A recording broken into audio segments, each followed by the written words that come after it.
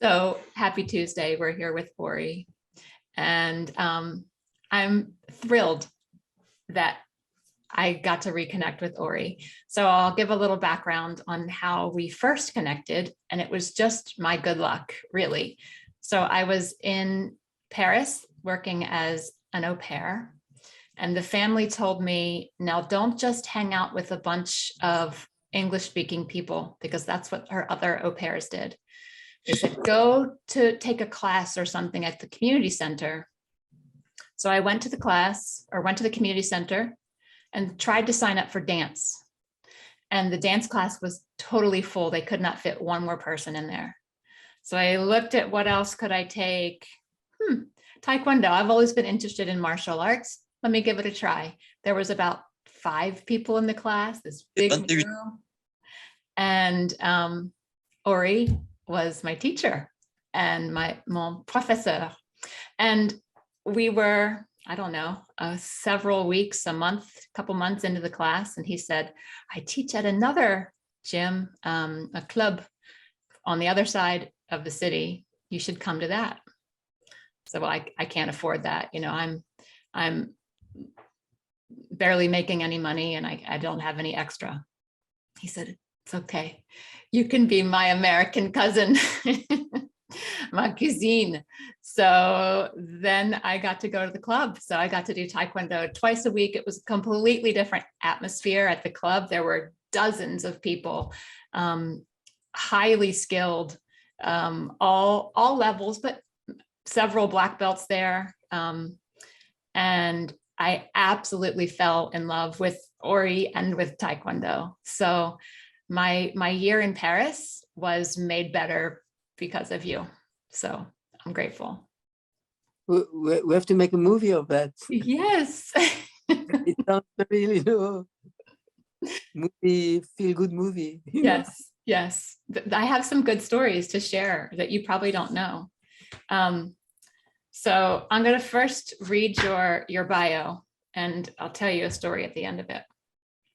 So Oury, specializing in high-level competition as the national Taekwondo coach since 1996, Oury has made Para-Taekwondo his more recent focus and passion.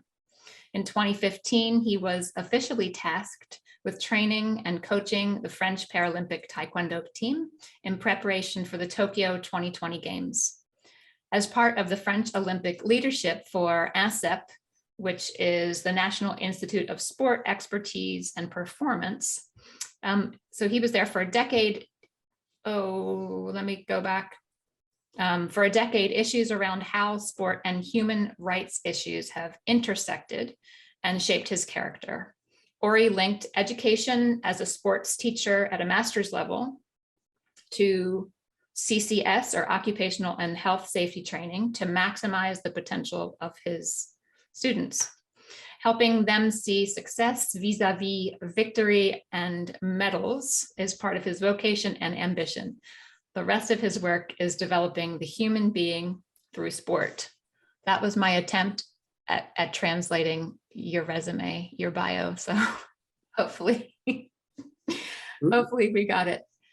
So I was unfamiliar. Sorry. You read me like an open book. So I was unfamiliar with INSEP, but I was reading that it's in the Bois de Vincennes. So I pulled up my map to try to remember, okay, where is Bois de Vincennes?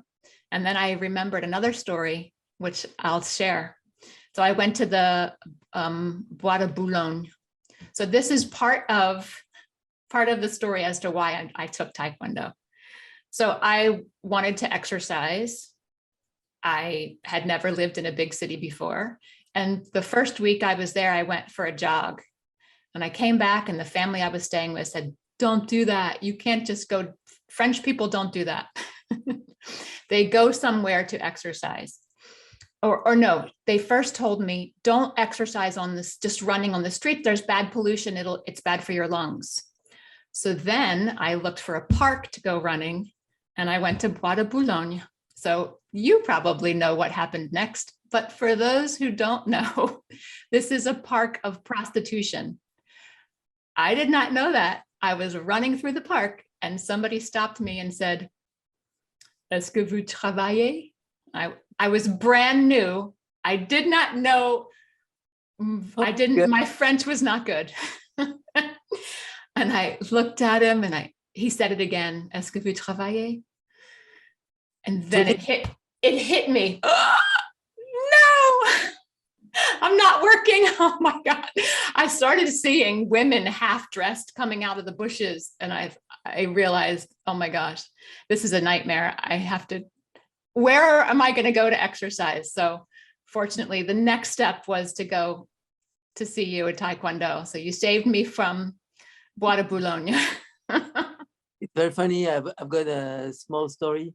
You know, in all the hoods around surrounding Paris, there is Bois de Boulogne, Bois de Vincennes. Vincennes is on the southeast of Paris, not on the northwest like Bois de Boulogne. And there is here and there some prostitutes or some transgenre prostitute or woman prostitute who work, you know, that's the way in France, in Paris, not in the city, but outside. And sometimes I go from the metro to my job to the Institut, National Institute, INSEP, by walking, you know, through the wood. It's 5 minutes, 10 minutes walking, and it's when it's sunny, it's a sunny day. It's very nice. It's, you know, walking among the trees and fresh air, and it's funny because sometimes I used to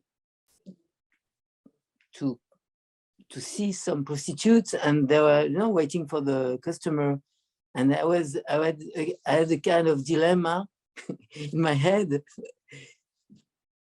Should I say hello? And they would think maybe that I'm interested, and I was not. And if I was just ignoring them, it was from my, you know, from my point of view, like who I am to just to disregard them and to judge them. So I was till the last meter approaching them, asking myself, should I say hello or smiling or not? Yeah. Smiling. Yeah. Yeah. So there's good people like you. And I was not good at figuring out like the cultural differences. So I would sometimes talk and smile at strangers, and the family later told me, don't do that. The American girls always come here and get themselves into trouble. So I think I told you, you know about this story.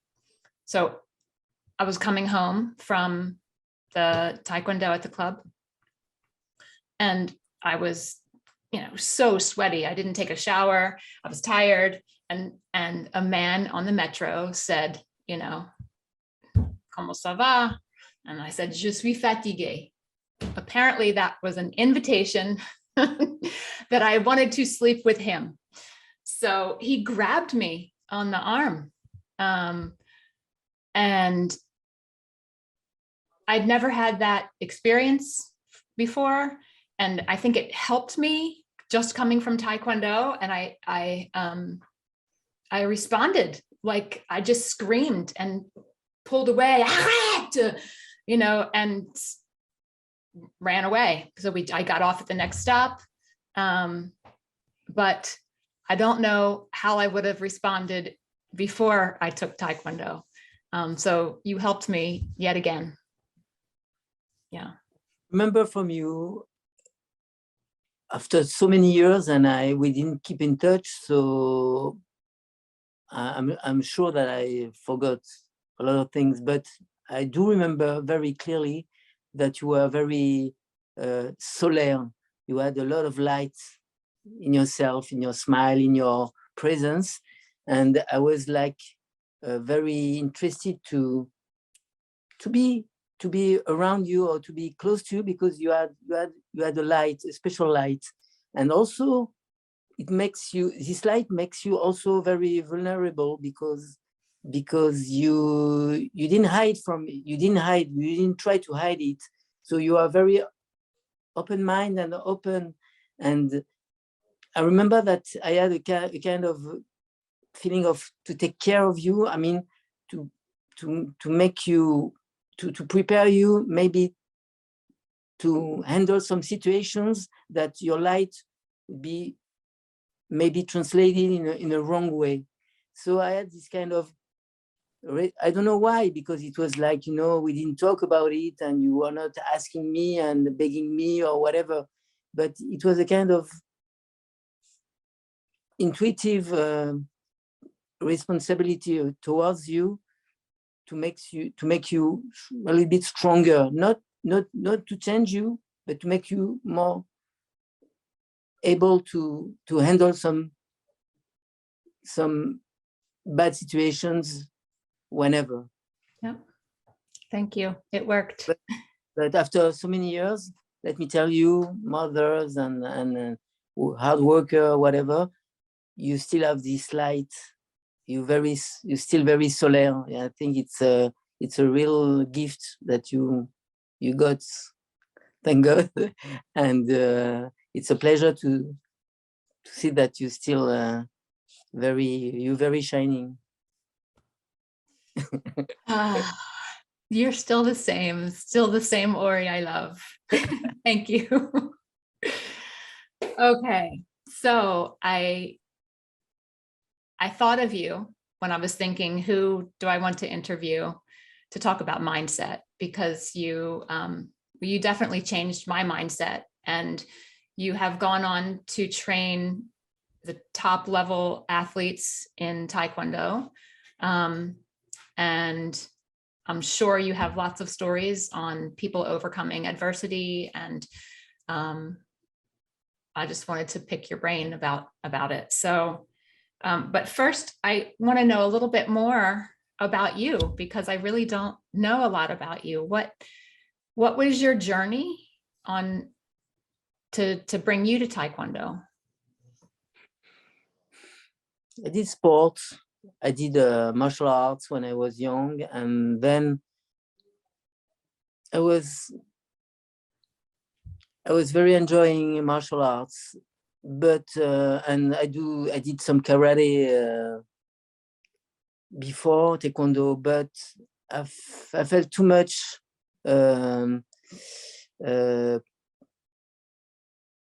like limited by the karate approach. Was very on details, on the to create every positions, every gesture in a Japanese way of perfectionism, and it was too tight for me. I mean, it was okay. I liked it, but I was not like crazy about it. And then once I met a Korean Taekwondo teacher, master Korean, and his way of moving and yelling and throwing his energy and asking me and his students to let it go on the toes, not like on the whole feet, like on the according to the karate principle. It was for me like kind of freedom, and I felt overwhelmed of this energy, and I said, okay, I think it's more me, it's more my way of, and then okay, it was not Olympic at this time, and I was really enjoying my Taekwondo lessons, and but I studied political science, international relations, and I didn't think about myself becoming a Taekwondo trainer. And then with life, I found myself in Paris, freshly divorced, and I had and I said to myself, now you divorced, you have your responsibility to take care of your child, okay, even if you're divorced, but now you don't have to be, you can be yourself, whatever. And I just, and I was thinking maybe going back to studies or going to maybe PhD in political science. I didn't know. And then people came to me and asked me to train them. And it was like random. I didn't think about it, but I had so much also energy after my divorce. I felt free, and maybe I wanted maybe people to love me in this emptiness, you know, of period in between. That I say yes, yes, yes. Why not? Yes, yes. I have time. I'm so available. So let's go. And I train people here and there, and I had very good feedback. And I took new people, beginners, people with some levels, and everybody was so happy, and I was happy. And some young people wanted also to try competitions, wanted to have some sport career in Taekwondo, and they asked me to train them in a way of getting medals or getting some achievements. And then I invest myself also in that way, and it became a kind of a new, not a job, but a new way of life. And and I had good results. My students perform well, and national team decision makers came to me and asked me if I was interested in coming inside the national team. I say yes. I say yes, yes, of course, the big yes, but I say yes. I didn't think about it before. It was like a new existence, but I say yes, yes, let's go for it. And then I got, you know, involved in something bigger than life. I mean, bigger than me, bigger than my thoughts. I started to travel, to prepare competitions, and to be in touch and in contact, in very intimate contact with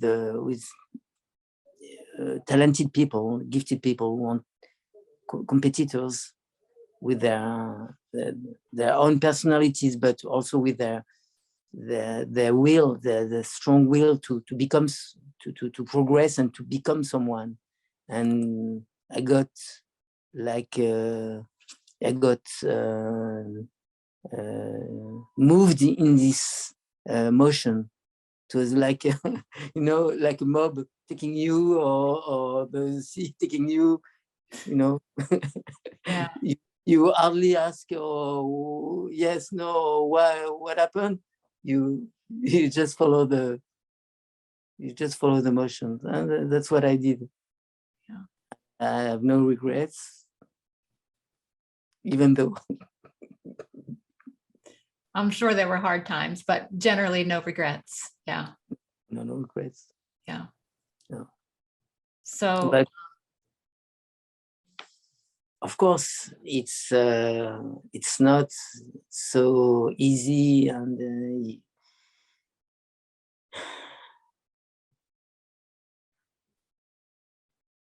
it's very tough. It's very difficult. It's very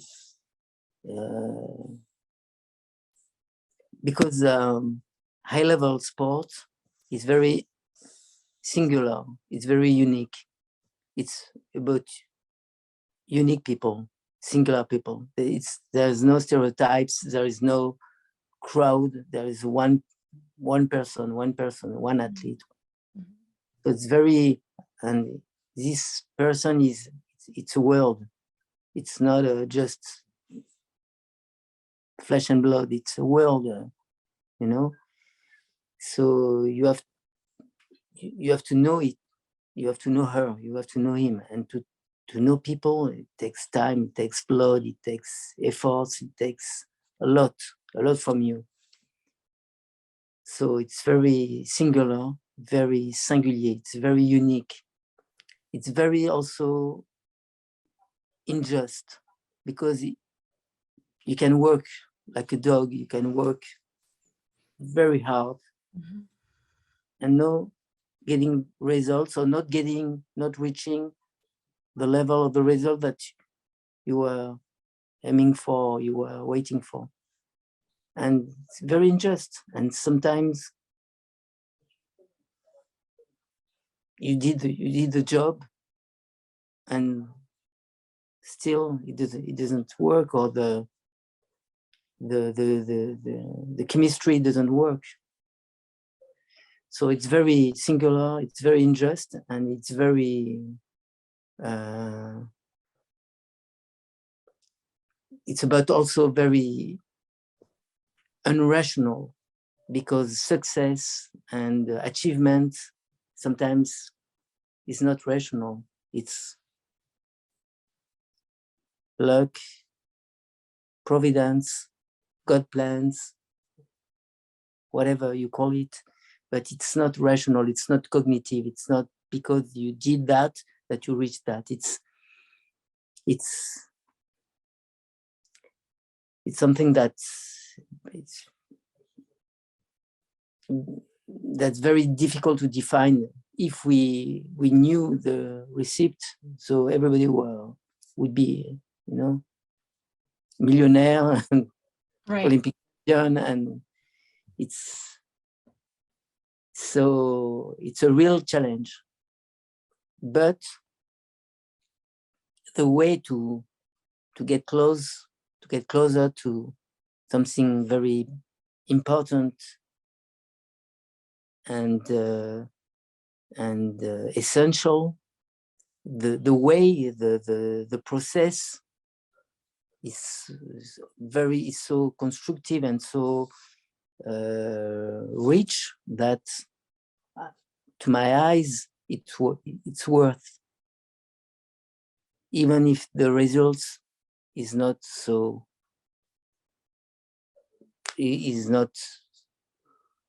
achieved sometimes. Right. Oh, yeah. But the journey is very difficult, very bloody, but right. I mean, you're training high-level athletes, so the goal is to be the best. Yeah. To win a medal. Yeah. So there might be wonderful things happening. Yeah. In the development of the person's mindset and their physical fitness. And you might be following, every step of the recipe to get to this gold, but sometimes it just doesn't happen. Now, how do you maneuver, or how do you personally, and how do you help your athletes overcome adversity? Like when they train and train and train, they do everything right, and they don't win. How do you work through that? I love Nelson Mandela motto, mantra. He said that I never lose. I never lose, or I win, or I learn. So there's never such a thing like failure. Yeah. Or you learn something, or you win. So it's very corny to say I'm very positive.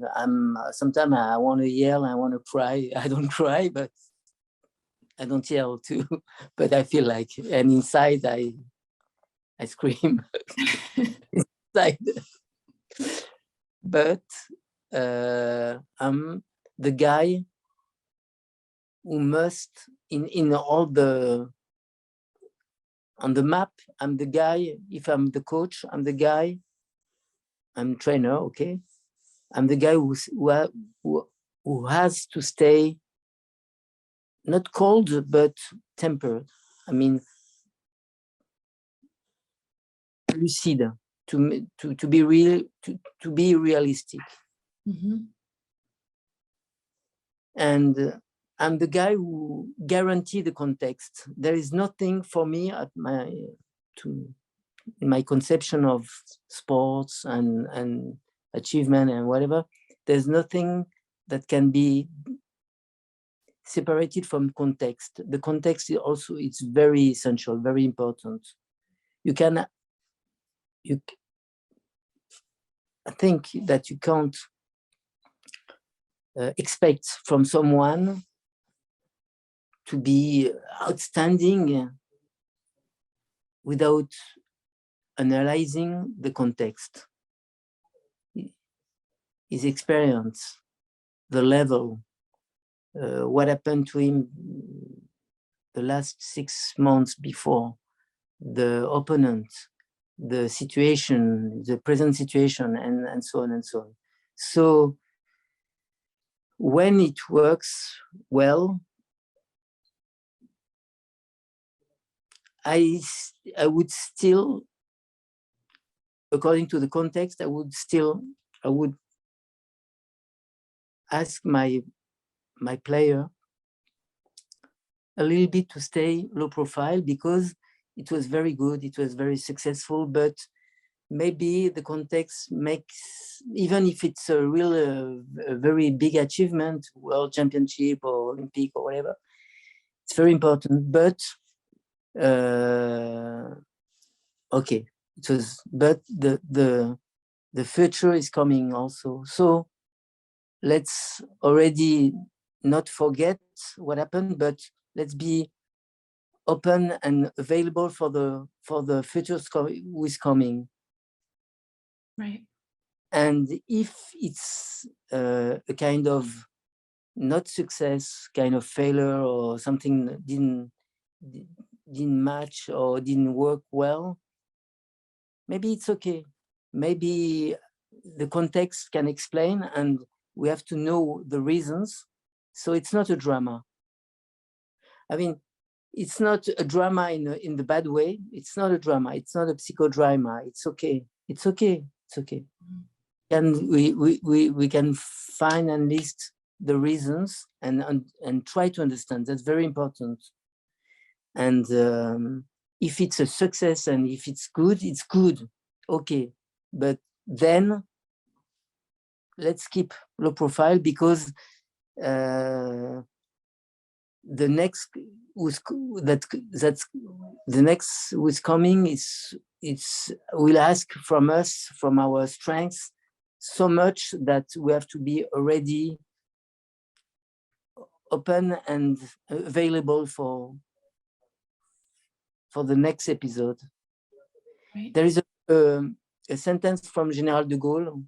I'm not so much involved in politics, but I love his mantra. He would say, I would say in French, and maybe you can translate, or we can translate together. Dans la victoire, il y a les germes de la défaite, et dans la défaite, il y a les germes de la victoire. In the victory, you've got the seeds of defeat, and in the defeat, you've got the seeds of victory. Mm-hmm. It's a dialectic, a very subtle dialectic. There is no such a thing that you win forever and you're a winner and you much over the others. Right. And there is nothing that you a loser and you just total loss and that's it, you'll never win. Yeah, yeah. I love that. I've never heard either of these good quotes that you've given me. So Charles de Gaulle and and Nelson Mandela. I'm going to have to write those out and put them up. Those are great. And your theme. Je ne perds jamais. Ou j'apprends, ou je gagne. I never lose, or I learn, or I win. Yeah. Yeah. I interviewed my lacrosse coach last week, and she said something very similar, that to your comment about, you know, we don't need to have drama. It's not a psychodrama. We can analyze what happened, but then what's next? Yeah, what's next? Very important. And not to comfort people, and I'm not here to be okay. I would like to be the strong and nice shoulder, but I'm not. It's not my job. It's not my mission. It's to make understand to my people that maybe there is another way, and there is another way to think and to look at what happened. And I propose another way to look at what happened, even if the facts are facts, okay, but there is a context, and I can, okay, so it doesn't mean that emotionally my people can be very disappointed or very high, but I'm a kind of regulator. I'm here to keep people to stay to come back and to stay in the balance point, to be balanced, because high level and sports and chaotic situations are too unbalanced, and it's so easy to push people in over, or too much under. No, I'm here to make people coming back to their feet and to their own balance. So I'm not a rabat-joie. I'm not here to cut your happiness and your euphoria. But okay, but now let's talk truly. So let's take a deep breath, and let's get calm. Let's come back to a kind of serenity. Yeah. Do you meditate, Oury? Or do you teach your students to meditate? No. No. You have that sense about you, that calm space. But in my life, I'm so in this daily situation that maybe it's a kind of, but right.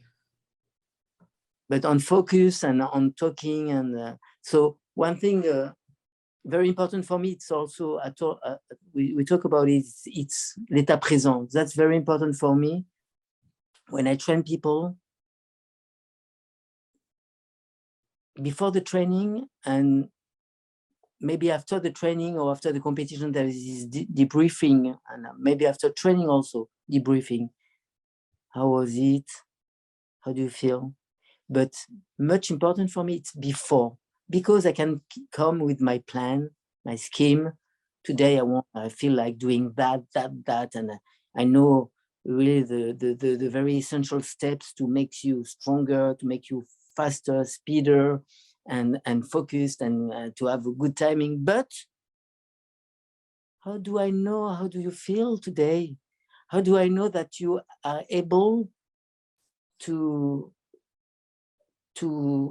follow up my advice or my plans, or to execute, because maybe you had a very bad night, or because you are very or something happened to you, and it makes you not feeling so well or feeling doing that or that. So it's not like an analyze a therapy before the training, but I want to know, who are you today? Who are, so just, normal talk, but I'll let you talk. I had a good night, bad night. I hardly slept. Or I did that. I met this guy. I met this girl. I'm very, confused. I'm not confused. Whatever. And according to what I hear, I adapt myself very fast, because it's a part of me now, to propose you something that I feel that it fits you. And when I feel that something fits you, I know that you're going to be yourself 100%. But to be myself 100% through you doesn't interest me. It doesn't makes me feel good. I don't care. I mean, it's not my proposal, my subject, you see. So I want to be, that's a kind of l'état présent, the state of being of yourself now. What's your state of mind now? Right. Hic et nunc in Latin. Now and here and now. Hic et nunc. And according to what I hear from you, here, l'écoute, here, I can adapt myself. Me, it's my mission, it's my priority. I have to adapt. Not the student has to adapt to my ego and my way of doing or thinking, that my belief. No. Who are you today, and what can you do? Tell me what can you do? So I did some PNL. I don't know if you know these methods. PNL. No. Neurologic, maybe in English it's PNL. No, it's a way of questioning. Maybe we'll talk about it. I'll look it up. And according to what you feel, and I try to fit myself, so I can synchronize myself to you, and then I can propose you this plan of training, or this way of doing. Yeah. So when I'm and it became so clear and so evident when I started also to train with para, because handicapped people don't have arms. So you can come full of yourself and ask, but how do you do when you don't have this feeling or these sensations, or you don't have your arm or totally, or this unbalance? So yeah, I want to talk about how you made that transition into Paralympics in just a minute, but I wanted to share that I totally can relate to where you're coming from. When I'm working with a client or a patient or a student, I'm always seeking to find what I call the just right challenge. So it's just right. And you have to really know where the other person is coming from at that moment to present exactly what they need at that moment. Something that's not too hard, not too easy, just right. So I hear you. Okay, so how did you, sorry. Yes, I want to give you a small story. Mm-hmm. I love stories, and I love these stories. It's about a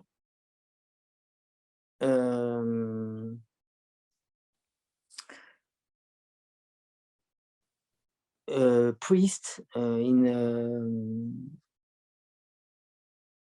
what's this region, Buddha. Tibet? a bonze, a priest in Tibet or no? yeah, in Tibet, but the religion is Buddhist. Buddhist? Buddhist. Oh, Buddhist. Yeah. So there is a disciple of a big master, very high master in Buddhism, who learns in a temple, in a Buddha temples, and he comes to his master, Buddhist master, and he said, "Please, master, I would like to know what is truth."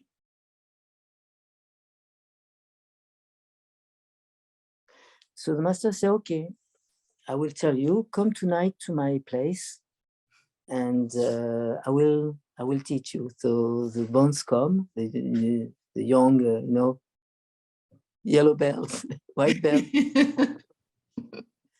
in a very nice kimono, because it comes for the tea ceremony, so it's a very, respect, very high respect ceremony, and the master is waiting for him, make him sit, and the tea is boiling, so he serves him the tea in a cup, and he serves and the tea is is pouring, and then the cup is full, and the master keep serving the tea, so the cup is flowing over, Yeah. and the kimono of the bones is totally wet, and at a certain moment the bones say, "I'm so sorry, master, but you served me, but you keep," and the master say, "Yes, I do like you do." And it's Taoism, so there's no answer. So you have to find yourself the answer. But now, the end of the story is that when you come to people and you want to know what's true, so who you are, or you want to know essential stuff of someone, but you are like a full cup of tea. So whatever is going to tell you, it's flowing up. You don't take, because you're full of yourself. But if you are empty, take, you grab who is next to you. Okay, I hear, j'écoute, yes. So it means I'm not a Buddha master. I'm not a wise person. I like what I do and I like people, that's for sure, but I'm not wise. But for so many years, I know this exercise to make myself empty. Whatever your age, whatever your race, whatever your gender, whatever. I know how to make myself empty when I come in contact with you, and it's not in a metro or in a hood, and we have to intercommunicate and interact together. If you ask me a question, or if we have to talk seriously, I make myself empty to know, to listen to what you want and to who you are today. I mean, yesterday, tomorrow, I don't know, and maybe you don't know too, I don't know. But now, today, hiket nunc.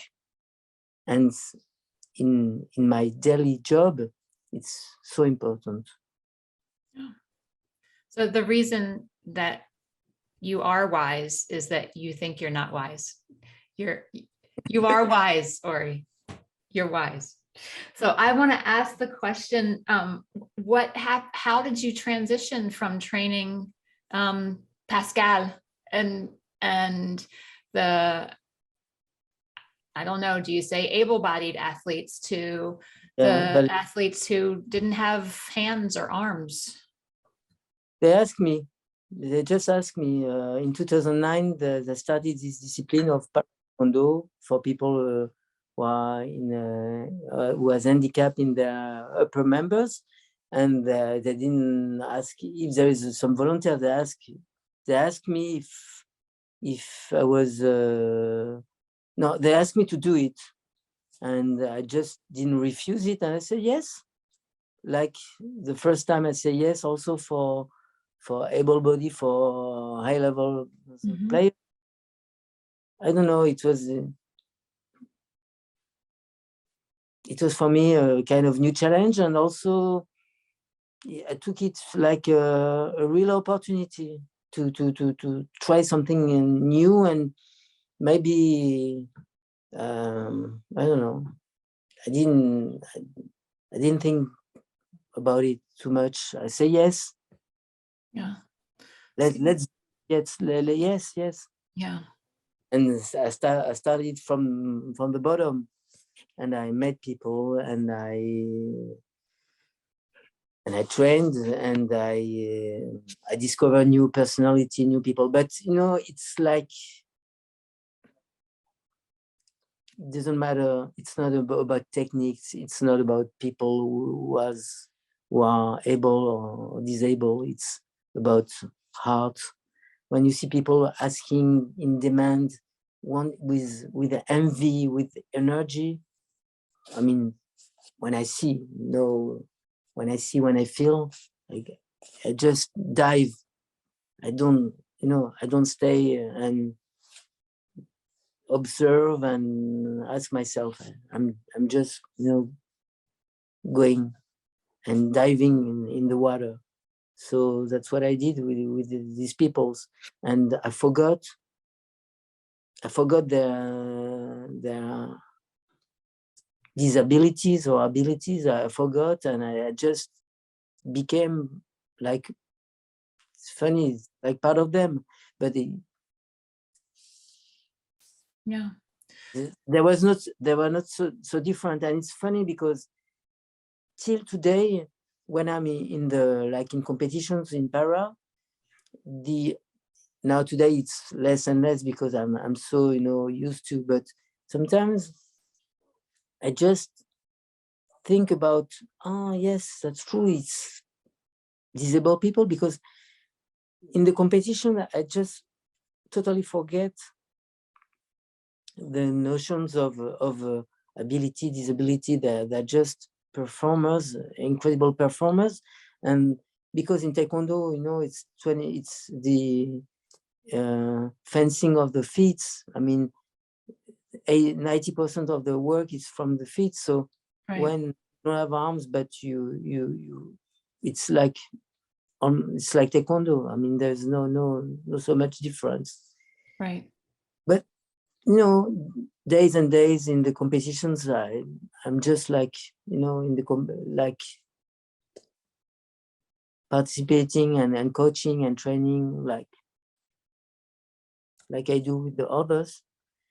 And it's only when I'm in the hotel or in the restaurant and I see like, not in my team, but from other teams, a guy or a girl taking off his shoes and starting to eat with her foot.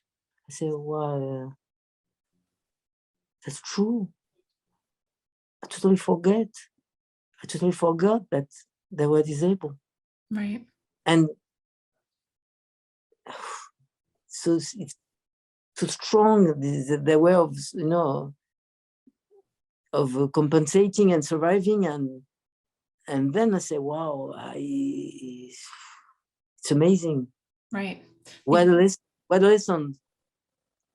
And before it was so normal because I lost the obvious disability because they're doing so well. But when they start eating or regular life and compensating, I say, yes, of course, they're heroes. Right. You used 3 words to describe your mantra or to talk about what you use a lot with your students that you're training. You said resilience, empathy, and synchronization. Now, if you have someone who was a top level athlete and they are missing an arm, whether it was they were born that way or they survived an accident, they already have a certain amount of resilience. The definition that I like best is the ability to advance despite adversity, challenges. So do you see a different mindset with your students who have already pushed through challenges in life? Are they mentally stronger, or do you think anybody has the ability to be as resilient as them? It's just they stood up to the challenge that was before them. Everybody's so different. Everybody's so unique. So it's very difficult to say. Of course, if you see a group of high-level handy players, you would say, okay, they're so much resilient and so much, but each one has his own personality, his strengths and his weakness. And like able people, they can have also their moment of fears, the moment of doubt, of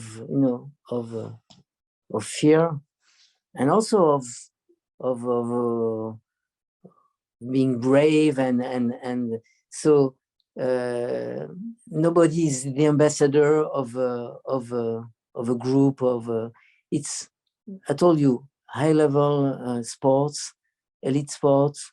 It's very singular. So I can talk about people who did sometimes amazing, outstanding things like victories or fights, even though they didn't win, but they gave so much, and still the next day they can be, so full of doubts, or so everything is everybody is unique and singular. So resilience, it's part of the game. You have to be resilient. You have to be resilient, and people who are not resilient cannot do this sports and job, and that's for sure. But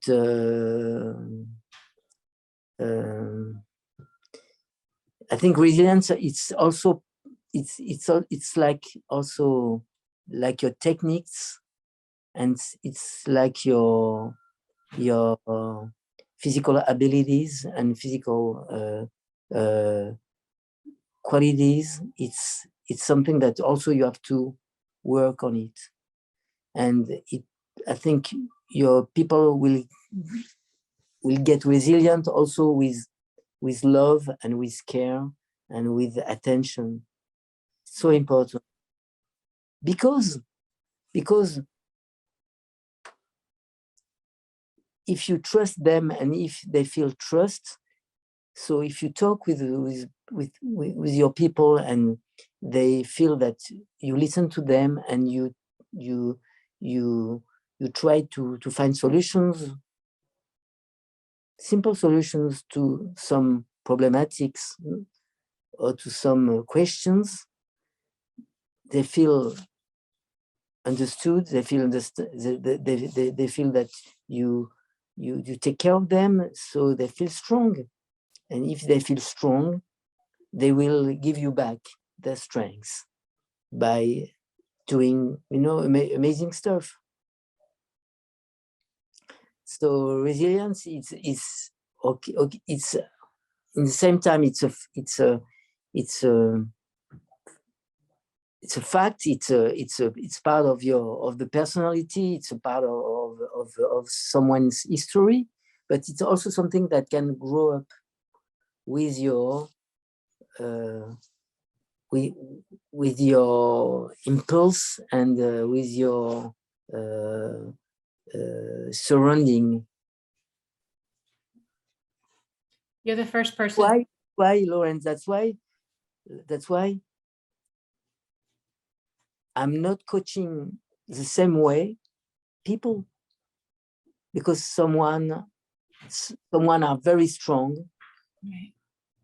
okay, but they want me to be very directive, very talking like loud and very very one way, and in the cathartic moment, in the very difficult moment. Some are rather wants me to talk more rational, cognitive, with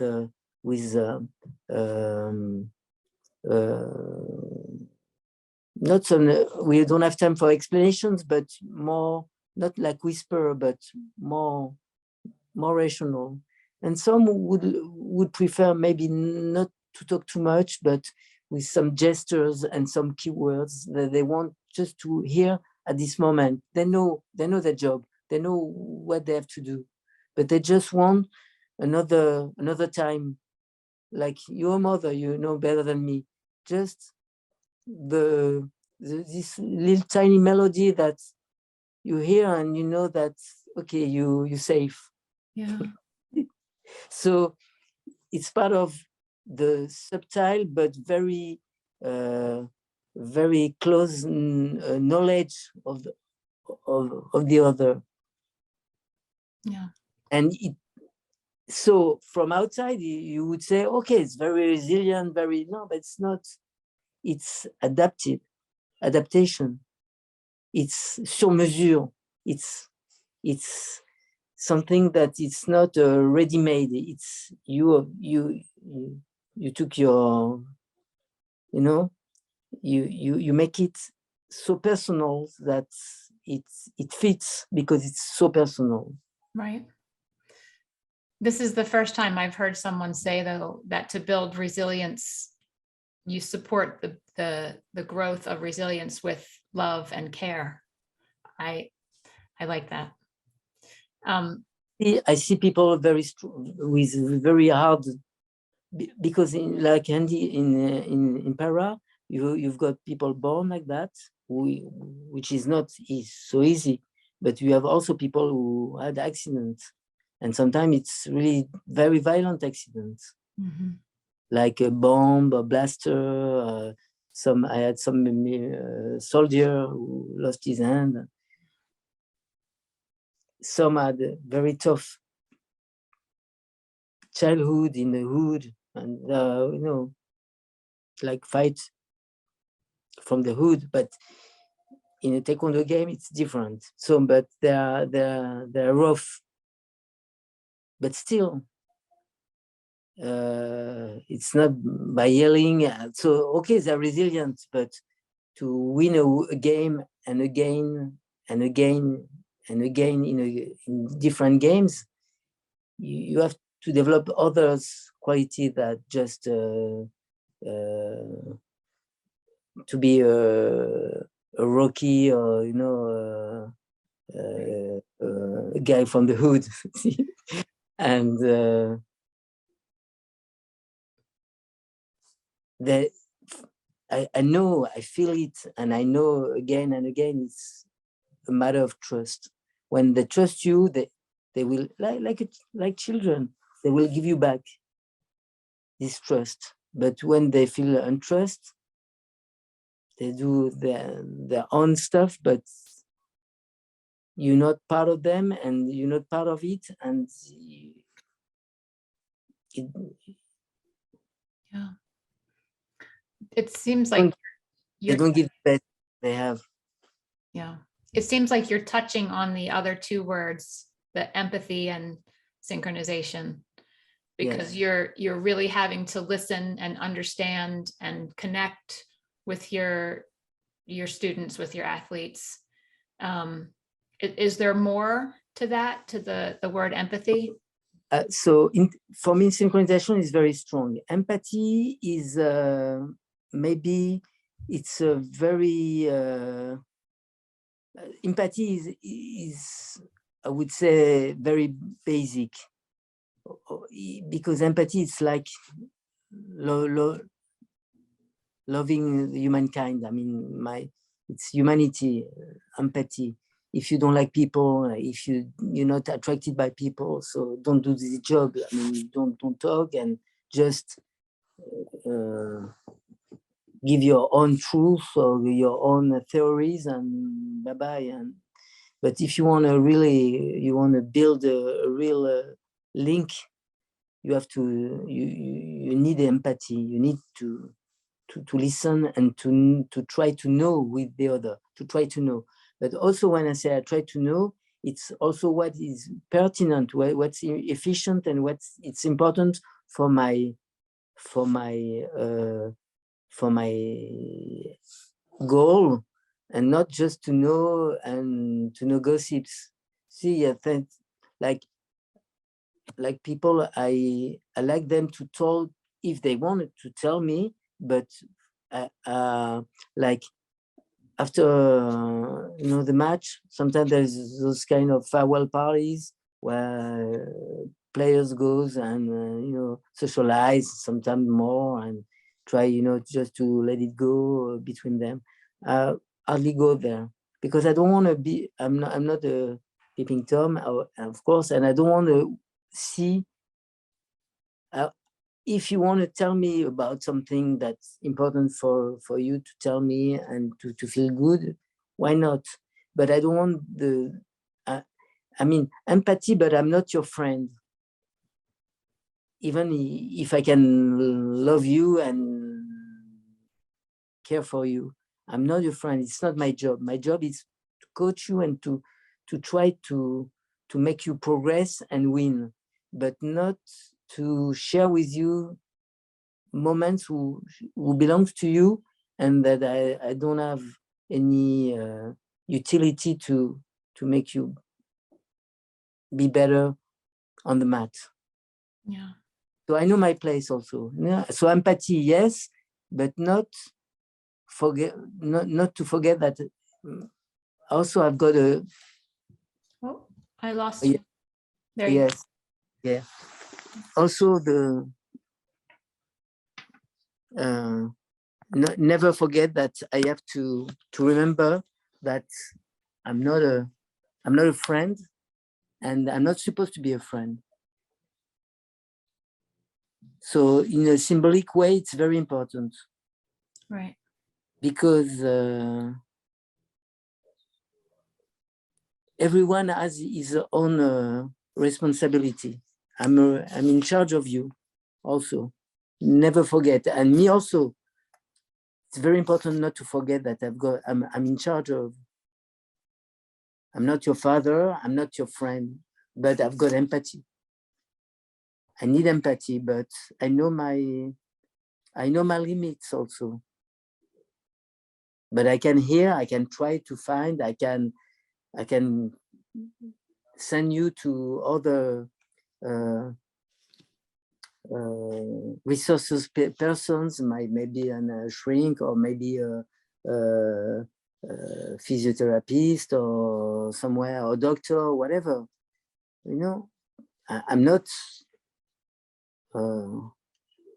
omnipotent. I don't have all the solutions, but I can help. And it's very important also to tell you that we talk about emptiness, to be empty, to know and to try to grab and to take from the other is core, the core of his personality, of the moment, to be able to make him progress. But very important also to know that it's so easy to make transfer, to think that I can change you, I can make you stronger now. What emerges from you what you makes come from you, I can take it and I can try to canalize it, but I can take from you nothing. I can't. I can talk, but if you don't want to take it, you don't take it. So that's why it's resilience, empathy, and synchronizations are so embedded and linked. Before we started the recording of the call, we talked a little bit about synchronization, and that was the word that you shared that I was least familiar with in the terms of mindset. And can you share what you mean by synchronization? It's on multiple levels. For me, there's two synchronization. There's the one between two persons, so if I know who are you today and who are you now in this moment, I can't be with you, and now you're sitting, I'm not standing, I'm looking at you because you're looking at me, and I know that each word, each smile, each thing that you're gonna say, you're gonna express, I'm gonna take it, and I'm gonna try to make it back to you very clearly, and to be, in one mind with you, and to try to make our exchange the best it can be.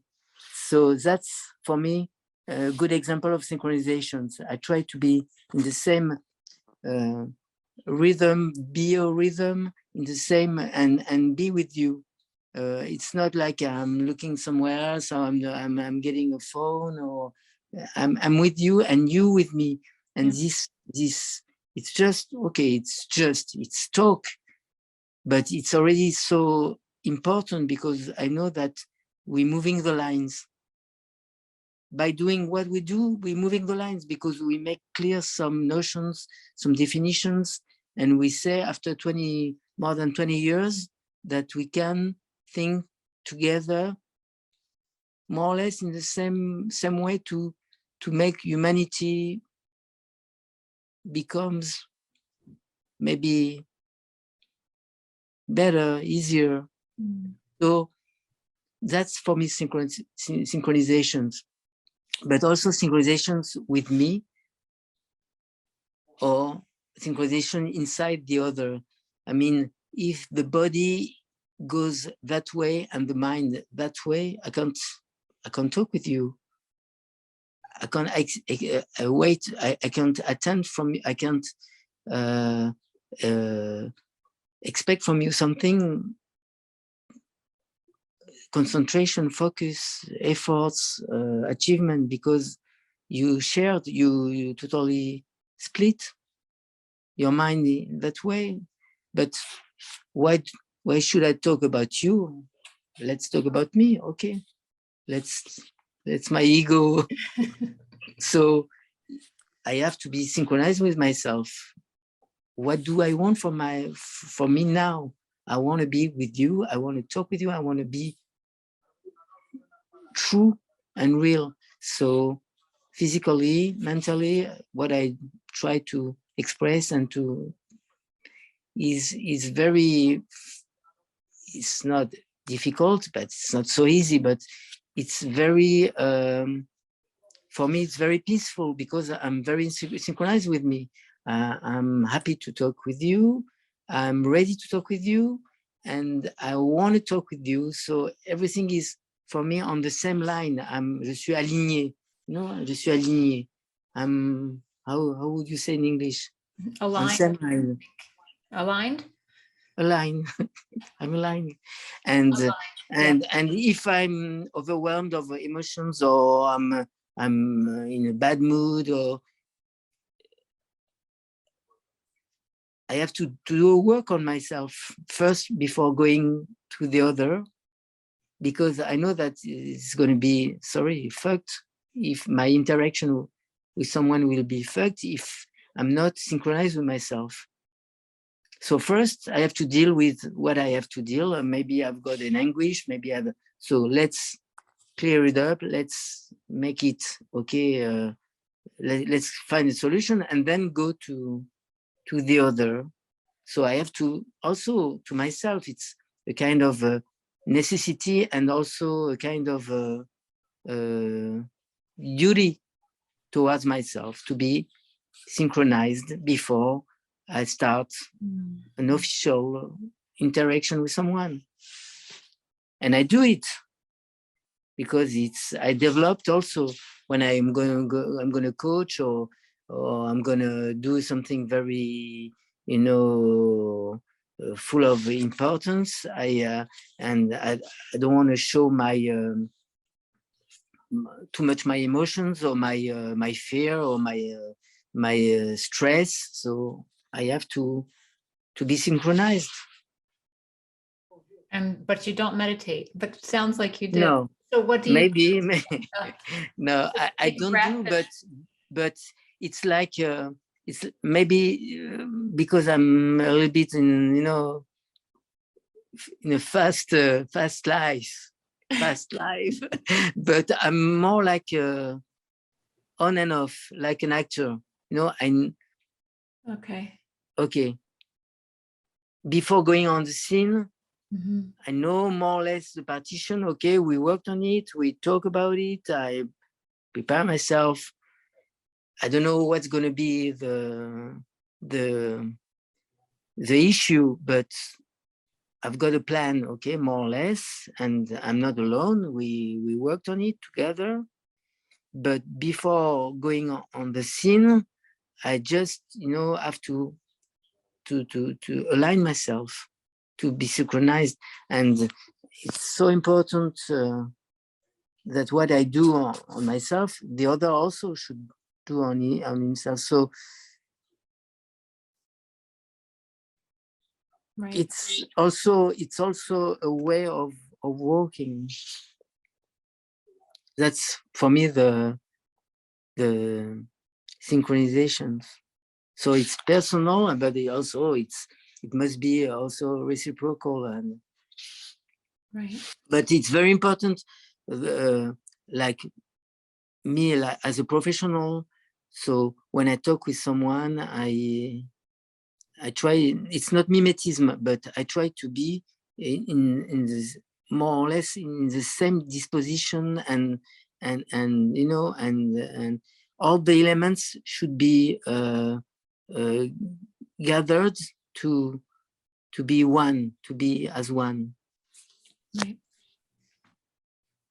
And you see, you can synchronized makes sense now. Yeah. Yeah, and you can see if you with someone who is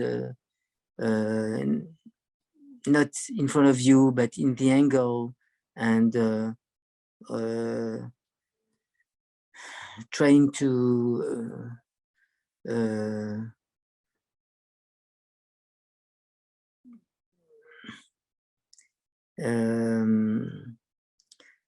trying to find not trying to escape you, but to escape from you, but trying to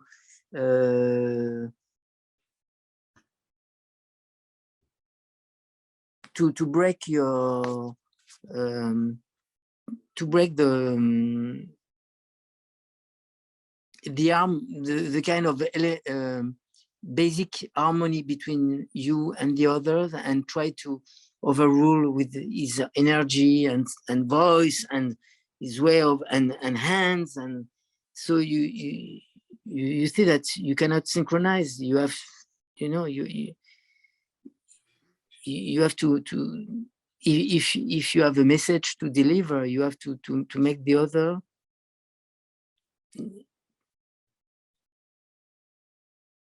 being in the same state of mind that you want to be, or that you're looking for. Right.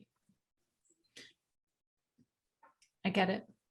I mean, it's almost like a therapist.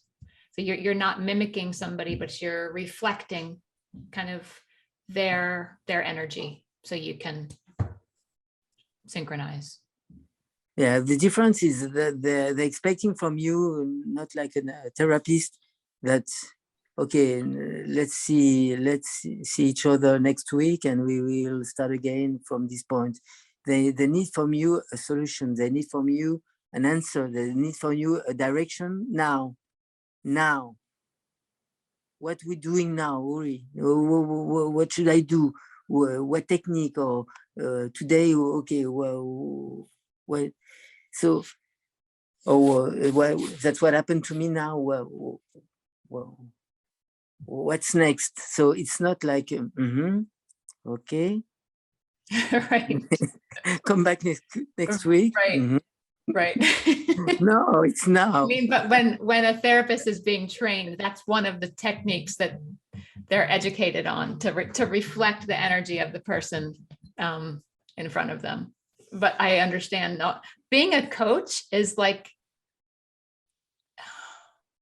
it's one of the best jobs, but also one of the most challenging because there's so much going on. So much going on and inputs and asking and so much. Yeah. And you're not God, you're not. Yeah. So what is your why, Oury? Like, why do you do what you do? What gets you out of bed to go to work every day? What do you love about it? I think Derrida, there is a philosopher with his name is Derrida, and he said about, he has a concept of, he talks about human as some humans are who are machine désirantes, high desire machines, machine désirante. I'm a kind of machine désirante. I've got desire, strong desire in me, and I love people. That's enough. Yeah. So I have one more question in front of me that I bet you have a story to go along with it, but no pressure. So your job is to teach your athletes, but I imagine that they've also taught you. What has been your biggest lesson learned as a coach?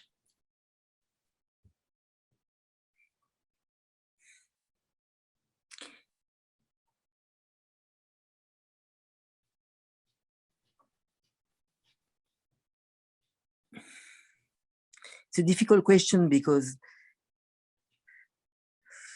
I'm still too much in it. I'm still too much inside the process, and I'm still too much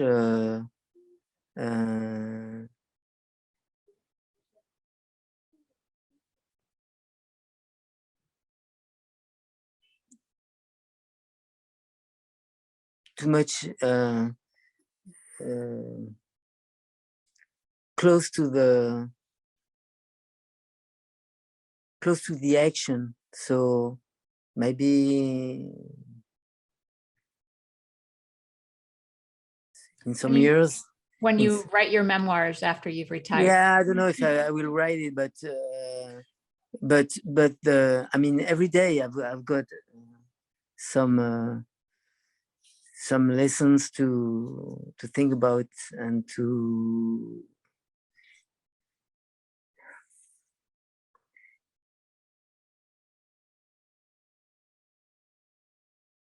I think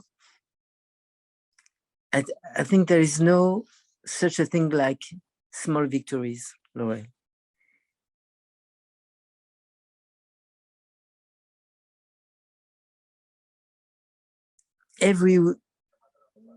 I told you at the beginning that I'm my job, or maybe also my personality, but my job is not to overact in a way or in another, not in the positive, ultra positive. We are the champion. We are the best of the world, and also we are just losers and we are just fucked up, and there's no future, and let's be nihilist and just, you know, let's commit suicide. Neither and neither. But every day I think, and more maybe the age or whatever, there is no small victories. There is no useless victories, and each victory is Everest. Each victory on yourself, each victory on your personality, on the bad sides, on the dark sides of your personality, or every victory on the of small, banal daily life injustice or bad, you know, bad effects or whatever, is not just a small victory, is Everest, is Annapurna, is it's great because it's so, things are so difficult. Yeah, so difficult. I told you also at the beginning that like elite sports was so unjust. I mean, life is a beach. We know life is unjust, and when you make it a little bit better, when you win something, when you get a little bit of control on difficult moments, when you have just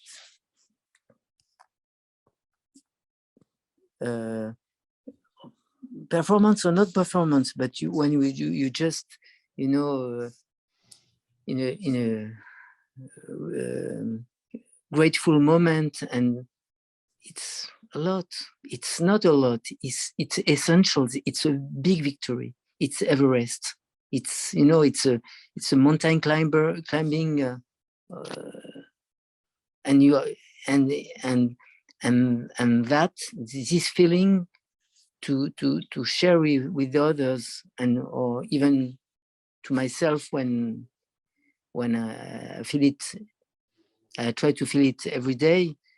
Makes me happy, and happy and like and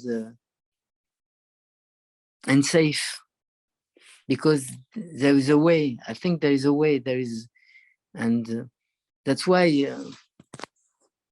even when it's not about performance, but just to feel to see people smiling and being proud and happy of themselves.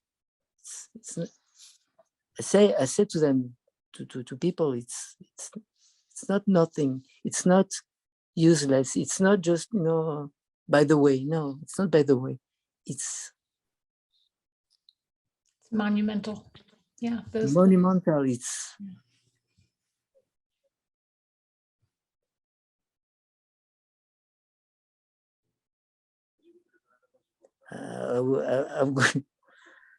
I would quote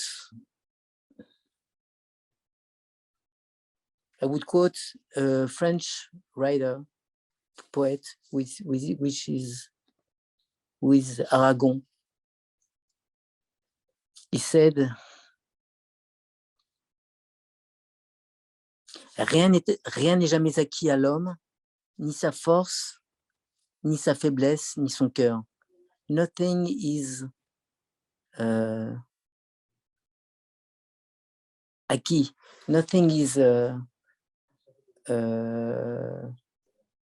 obviously controlled and possessed by men. Rien n'est jamais acquis à l'homme. Acquérir, it's like to possess something. Okay, so rien n'est jamais acquis à l'homme. Nothing is easily possessed by men. Ni la force, neither the strength, ni la faiblesse, neither the weakness, ni son cœur, neither the heart. So everything is possible. Everything is possible. but everything also is like volatile, is not forever. Nothing lasts forever. Right. In sa faiblesse, you can be strong, but you can be weak also. I love this, this quote. Rien n'est jamais acquis à l'homme, ni sa force, ni sa faiblesse, ni son cœur. Everything can change. Yeah. So in these times of, in this life of motions and uncertainty, let's rejoice when there is a step, positive step. It's okay. And it's not, and also it's part of, and it's also part of my strategy, maybe philosophy of strong feedback. Feedback for me is very important also. Yes, that's good. Yes.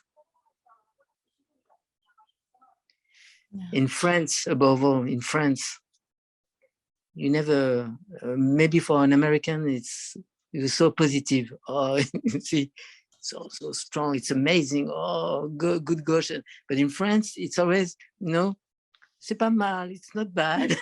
Right. But you can progress, you can do better. See?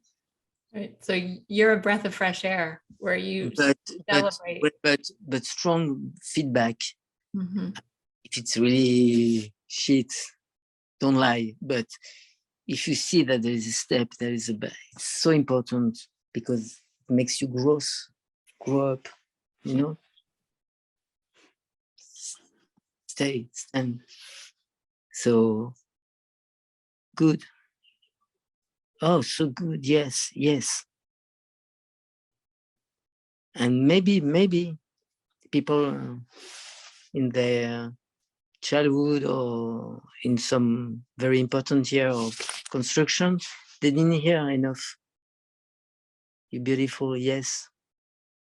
What you've done now, what you said is so just, so good. So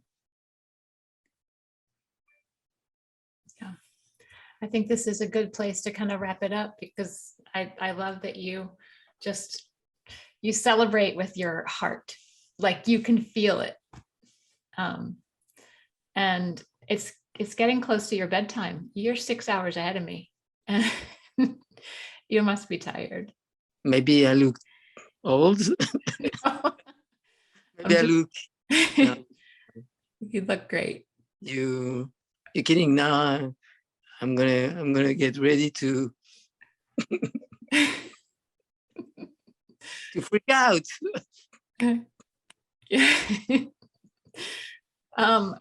If anybody watching this video wants to follow you or find you, you're not really on social media, are you?